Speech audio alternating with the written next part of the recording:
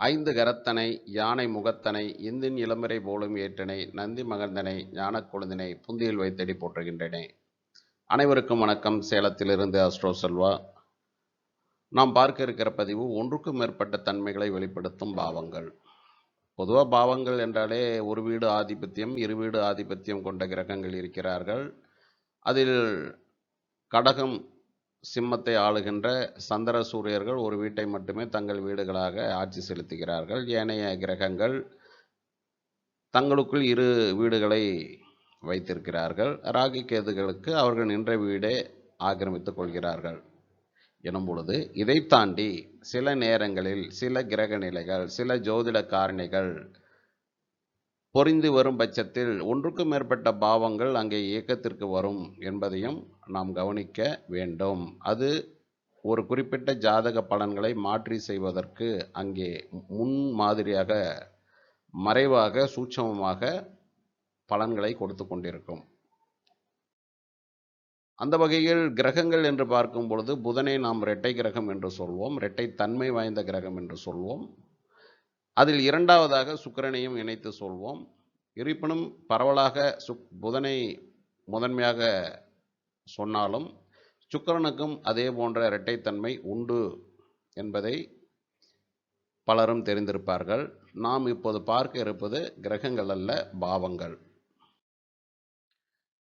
பாவங்கள் என்று வரும்பொழுது கிரக பரிவர்த்தனைகள், இந்த கிரக பரிவர்த்தனைகள் அநேக ஜாதகங்களில் இருக்கும். அந்த கிரக பரிவர்த்தனைகள் என்பது இரு கிரகங்கள் தங்களது ஆட்சி வீடுகளை ஒருவருக்கு ஒருவர் மாற்றி கொண்டு ஒருவர் வீட்டில் மற்றொருவர் அமர்ந்து கொள்வது கிரக பரிவர்த்தனை என்று கூறப்படுகிறது. இந்த கிரக பரிவர்த்தனைகள் என்பது இதில் பரிவர்த்தனையான இரண்டு கிரகங்கள் யார் தசை நடத்தினாலும் அந்த கிரகங்கள் இரண்டு வீடுகளின் தன்மைகளையும் பிரதிபலித்து கொண்டு இருப்பார்கள். நான் நின்ற வீட்டுக்கு மட்டும்தான் இங்கே கொடுப்பேன் அப்படின்னு சொல்கிறதோ, இல்லை அப்படிலாம் கிடையாது நான் என்னுடைய சொந்த வீட்டுக்கு தான் கொடுப்பேன் அப்படின்னு சொல்கிறதோ அவர்களுக்குள் இருக்காது.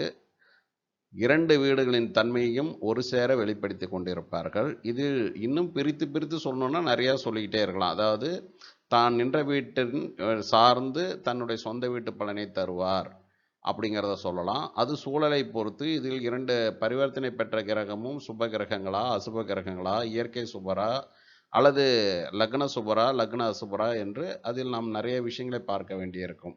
என்னென்ன ஆதிபத்தியங்களில் இவர்கள் பொறுப்பேற்று இருக்கிறார்கள், அந்த ஆதிபத்தியம் சுப ஆதிபத்தியமா என்பதை பொறுத்தெல்லாம் பலன்கள் மாறுபட்டாலும் இங்கே இந்த இரு வீடுகளின் பலன்களையும் அவர்கள் ஏற்று நடத்தக்கூடிய கடமைப்பட்டவர்களாக தங்களுடைய தசா காலத்தில் இருப்பார்கள். இதில் இருவரில் யார் தசை நடத்தினாலும் அந்த தசை காலத்தில் இரு வீடுகளுக்குமான பலன்களை வழங்க கடமைப்பட்டவர்களாக இருப்பார்கள். ஆகவே கிரக பரிவர்த்தனை என்பது ஒரு வீட்டில் இருந்தாலும் அது இரு வீட்டு பலன்களையும் அதன் தசா காலத்தில் செய்யும். ஆனால் இந்த கிரக பரிவர்த்தனை பெற்ற கிரகங்கள் இரு வீடு ஆதிபத்தியமாக இருக்கும் பொழுது தங்களது மற்றொரு வீட்டின் பலனை செய்ய வேண்டிய அவசியம் என்பது அவர்களுக்கு கிடையாது. செய்துதான் ஆக வேண்டும் என்றே கட்டாயம் கிடையாது. இவர்களுக்குள் கான்சன்ட்ரேஷன் என்பது தாங்கள் பரிமாறிக்கொண்ட இரண்டு வீடுகளை மையப்படுத்தி தான் இருக்குமே ஒழிய இவர்களின் ஏனைய வீடுகளை இவர்கள் கவனிக்க வேண்டும் என்ற நிர்பந்தம் கிடையாது. அப்படிங்கிறது அதனுடைய ஒரு விதி விலக்கு அங்கே இருக்கு, அதை கவனிக்கணும். சரி, அடுத்தது வக்ரம். வக்ரம் என்பது ஒரு கிரகம் இயல்புக்கு மாறாக சிறிது காலங்கள் பின்னோக்கி செல்வதை குறிக்கும். இது சூரிய சந்திரன் ராகு கேதுக்களை தவிர ஏனைய கிரகங்கள் சூரியனுக்கு ஒரு குறிப்பிட்ட பாகைக்கு அப்பால் செல்லும் போது சூரியனுடைய கதிர்வீச்சுக்களால் ஈர்க்கப்பட்டு கண்ட்ரோல் செய்யப்பட்டு அவர்கள் அப்படியே பின் இழுக்கப்படுகிறார்கள் என்பது ஜோதிடம் சார்ந்த ஒரு விஷயமாக இருக்கிறது என்பது உங்களுக்கு தெரியும். இப்போ இந்த வக்ர கிரகங்கள் அப்படி பின்னிழுக்கக்கூடிய தன்மையை பெறுகின்ற காரணத்தினால் அவர்கள் எந்த வீட்டில் நிற்கிறார்களோ அந்த வீட்டிற்கு தான் கடந்து வந்த வீட்டிற்கும் அவர்களுடைய பிரதிபலிப்பு, காரகத்துவம், பலன்கள் என்பது இருந்து கொண்டு இருக்கும். அந்த வகையிலே இப்போ ஒரு கிரகம் செவ்வாய் இங்கே வக்ர நிலையில் 11ஆம் வீட்டில் இருக்கிறார் என்றால் இவர் கடந்து வந்த பாதை 12ஆம் வீட்டில் இருப்பதால் இங்கே இவர் 12ஆம் வீட்டுக்கும் பலனை தந்து கொண்டு இருப்பார் அப்படிங்கிறத கவனிக்கணும். ஆகவே இங்கு இரு வீடுகள் மறைமுகமாக செயல்பட்டு கொண்டு இருக்கிறது. இங்கே பாருங்க நல்லா, அதாவது 11ஆம் வீடு மட்டும்தான் நமக்கு கிரகம் இருக்கு. இங்கே எம்டியான வீடாக இருந்தாலும் இந்த செவ்வாயின் ஆளுமை, செவ்வாயின் ஆக்கிரமிப்பு இந்த வீட்டிற்கும் இருந்து கொண்டு இருக்கிறது. அதே போல பரிவர்த்தனை, கிரக பரிவர்த்தனைக்கு எது போன்ற விதிகள் சொல்லப்பட்டுள்ளதோ அதே போலதான் வக்ர கிரகங்களும் தான் எங்கே வக்ரமாகி எந்த வீட்டில் நிற்கிறாரோ அந்த வீட்டிற்கான பலன்களை முதன்மையாக செய்ய வேண்டுமே ஒழிய என்னுடைய வீட்டுக்கு நான் செய்யணுங்கிற அவசியம் எனக்கு கிடையாது என்று சொல்லக்கூடியவர்கள் இந்த வக்ர கிரகங்கள். ஆகவே இந்த செவ்வாய் என்பது இங்கே நிற்கும் வீடு ப்ளஸ் தனக்கு பின்னால் இருக்கக்கூடிய வீட்டை கவனத்தில் எடுத்துக்கொள்கிறார். ஆகவே இதுவும் 2 ராசி தன்மைகளை வெளிப்படுத்தியிருக்க கொண்டிருக்கக்கூடிய ஒரு காரணிகள். கிரக பரிவர்த்தனை, வக்ரம் என்ற இந்த 2வது நிலையும் அதே தன்மையை வெளிப்படுத்தும். அடுத்ததாக ராசி பாவகம். நிறைய பேர் இதை கேள்வியாக கூட கேட்பாங்க, ஏங்க ராசியில் என்ன பலன் இருக்கும், பாவகத்தில் என்னங்க பலன் இருக்கும், எதுக்காக ஒரு பாவகம் என்ற சக்கரம் இருக்குது அப்படின்னு நிறைய பேர் கேட்பாங்க. அதான் லக்னத்தை மையமாக கொண்டு ஒரு ராசியில் 30 பாகை கொண்ட ஒரு ராசியில் லக்னம் எந்த பாகையில் வேண்டுமானாலும் நிற்கலாம். அந்த லக்னம் நின்ற பாகையிலிருந்து முன்பின் 15 பாகைகளை கணக்கீடு செய்து பாவகத்தில் கிரகங்கள் அடைவு செய்யப்படும். அப்படி அடைவு செய்யக்கூடிய நேரத்தில் ராசியில் நிற்கக்கூடிய கிரகம் ஏதேனும் ஒரு கிரகம் பாவக மாற்றம் ஏற்படும் பொழுது, இப்போ உதாரணமாக இங்கே ராசியில் செவ்வாய் 11ஆம் வீட்டில் இருக்காரு, ஆனால் பாவகத்தில் 12ஆம் வீட்டிற்கு சென்று விடுகிறார் என்று இருக்கும் பொழுது, ஏங்க நான் 11ஆம் இடத்துக்கு பலனை சொல்லணுமா 12ஆம் இடத்துக்கு பலனை சொல்லணுமா அப்படிங்கிற கேள்வி நிறைய பேருக்கு வரும். இப்போது இந்த மாதிரி இருக்கும்போது 2 பாவத்திற்குமே இந்த செவ்வாய் பலனை கொடுக்கக்கூடிய வகையில் இருப்பார். உதாரணமாக செவ்வாய் தசை நடக்கிறது எனும் பொழுது இந்த 2 வீட்டு பலனையுமே ஆய்வு செய்ய வேண்டும். இந்த 2 வீட்டு பலனையும் ஆய்வு செய்யணும். ஆனால் பார்வைகளை ராசி கட்டத்திலே மட்டுமே பார்க்க வேண்டும். உதாரணமாக குரு இங்கே 5லிருந்து செவ்வாயை பார்க்கிறார் என்றால் இந்த பார்வைக்கு தான் பலனே ஒழிய, உதாரணமாக செவ்வாய் இந்த பாவக சக்கரத்தில் குரு 6ஆம் இடத்துல இருக்கார் அப்படின்னா இந்த குரு இங்கே செவ்வாயை பார்க்கிறார் என்று பலனை எடுக்கக்கூடாது.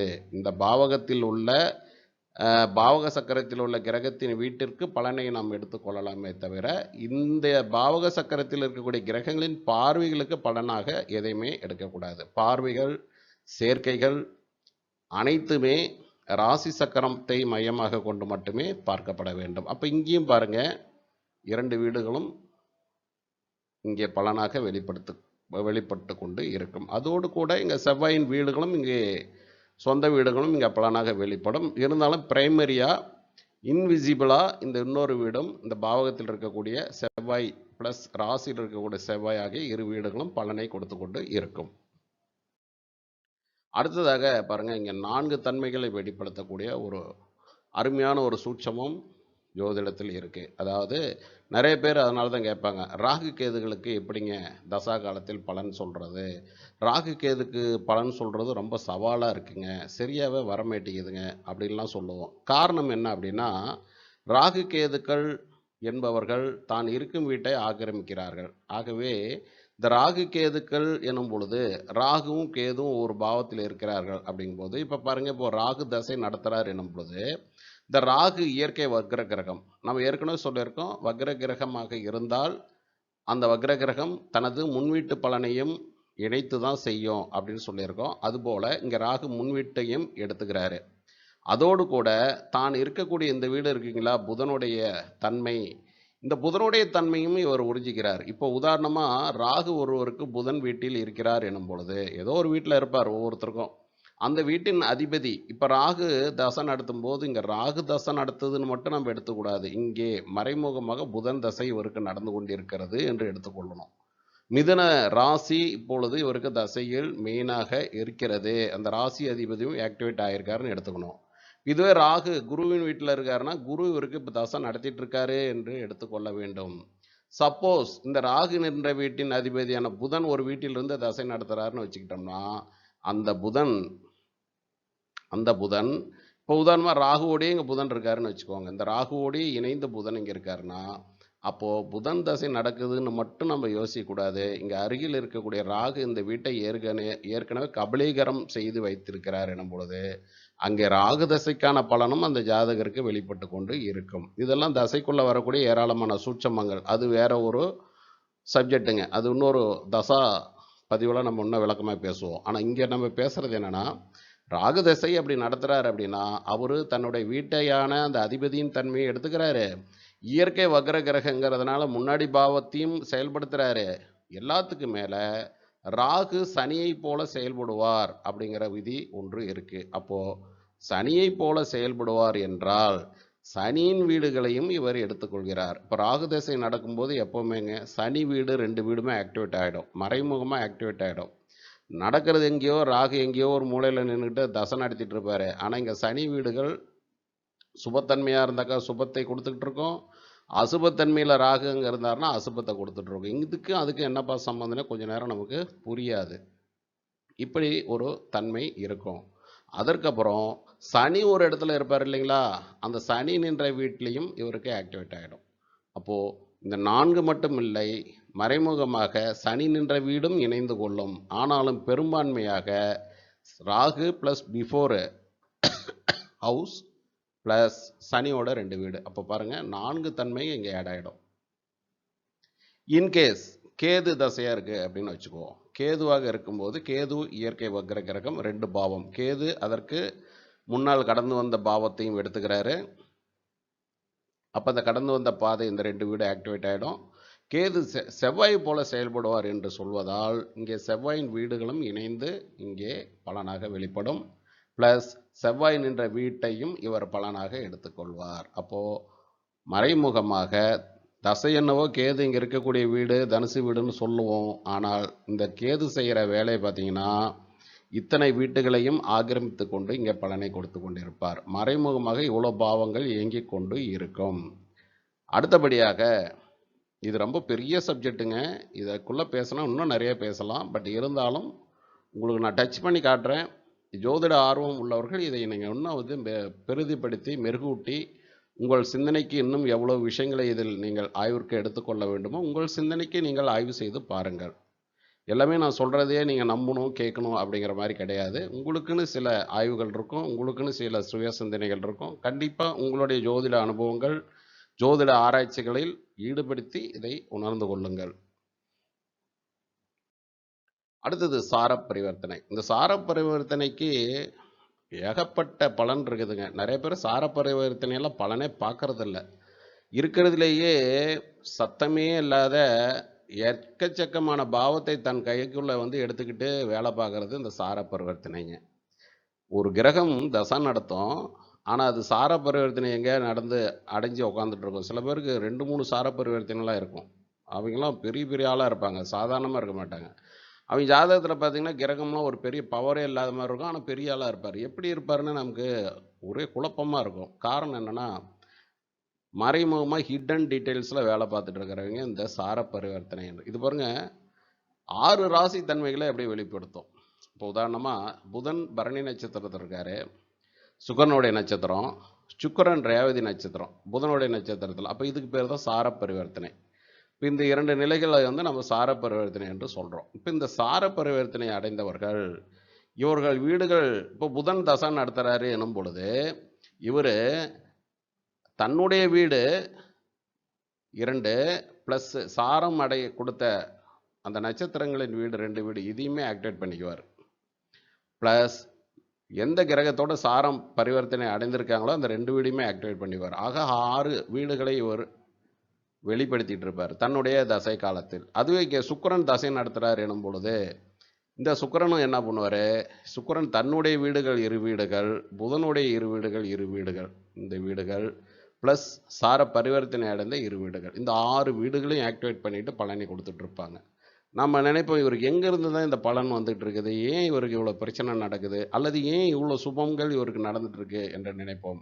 அதனால தான் பொதுவாக கிரக பரிவர்த்தனை அடைந்த வீடுகள் தன்னுடைய பரிவர்த்தனை அடைந்த வீட்டோடய தன்னுடைய வேலையை முடிச்சுக்குவாங்க, இன்னொரு வீட்டை பற்றி கவலைப்பட மாட்டாங்க. ஆனால் சார பரிவர்த்தனை அடைந்த கிரகங்கள் தன்னுடைய 2 வீடுகளையும் சரிசமமாக கவனித்து கொண்டு இருப்பார்கள்.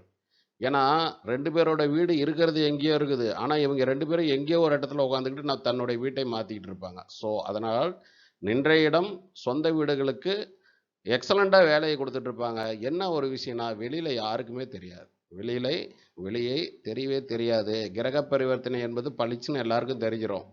அவருக்கு என்னப்பா இத்தனை வீடு வச்சிருக்காரு, இத்தனை வண்டி வச்சிருக்காரு, கார் வச்சிருக்காருன்னு. ஆனால் இந்த சார பரிவர்த்தனை மூலமாக ஜாதகர் அனுபவிக்கக்கூடிய விஷயங்கள், எவ்வளவுதான் அவர் அனுபவிச்சாலும் பக்கத்து வீட்டுக்காரங்களுக்கு கூட தெரியாது அப்படிங்கிறது ஒரு ஹைலைட். இதுதாங்க.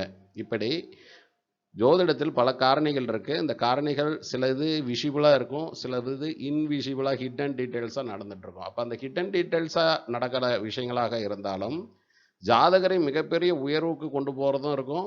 மிகப்பெரிய அளவிற்கு கீழே தள்ளிவிடக்கூடிய அபாயத்தை கொடுக்கக்கூடிய விஷயமாகவும் இருக்கும். நன்றி நண்பர்களே. அடுத்த பதிவில் சந்திப்போம்.